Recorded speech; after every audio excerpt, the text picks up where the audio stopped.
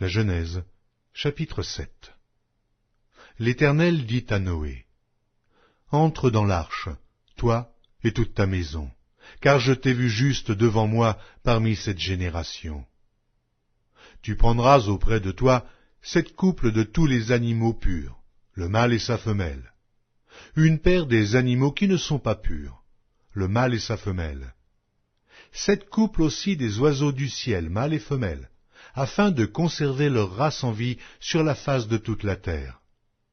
Car encore 7 jours, et je ferai pleuvoir sur la terre 40 jours et 40 nuits, et j'exterminerai de la face de la terre tous les êtres que j'ai faits. » Noé exécuta tout ce que l'Éternel lui avait ordonné.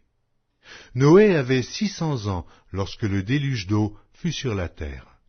Et Noé entra dans l'arche avec ses fils, sa femme, et les femmes de ses fils, pour échapper aux eaux du déluge.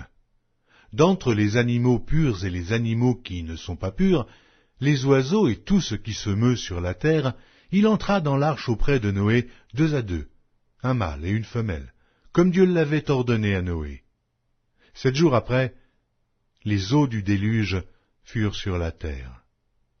L'an 600 de la vie de Noé, le second mois, le 17e jour du mois, en ce jour-là, toutes les sources du grand abîme jaillirent, et les écluses des cieux s'ouvrirent. La pluie tomba sur la terre 40 jours et 40 nuits.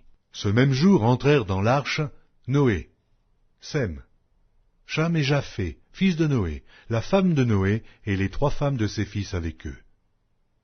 Eux et tous les animaux selon leur espèce, tout le bétail selon son espèce, tous les reptiles qui rampent sur la terre selon leur espèce, tous les oiseaux selon leur espèce, tous les petits oiseaux, tout ce qui a des ailes. Ils entrèrent dans l'arche auprès de Noé 2 à 2, de toute chair ayant souffle de vie. Il en entra mâle et femelle de toute chair, comme Dieu l'avait ordonné à Noé, puis l'Éternel ferma la porte sur lui. Le déluge fut 40 jours sur la terre. Les eaux crurent et soulevèrent l'arche, et elle s'éleva au-dessus de la terre. Les eaux grossirent et s'accrurent beaucoup sur la terre, et l'arche flotta sur la surface des eaux. Les eaux grossirent de plus en plus, et toutes les hautes montagnes qui sont sous le ciel entier furent couvertes.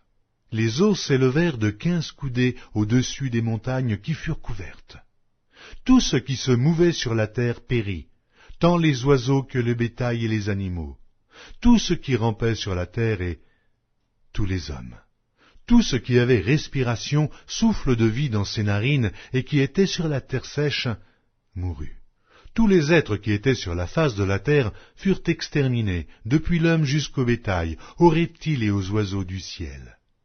Ils furent exterminés de la terre, il ne resta que Noé et ceux qui étaient avec lui dans l'arche. Les eaux furent grosses sur la terre pendant 150 jours.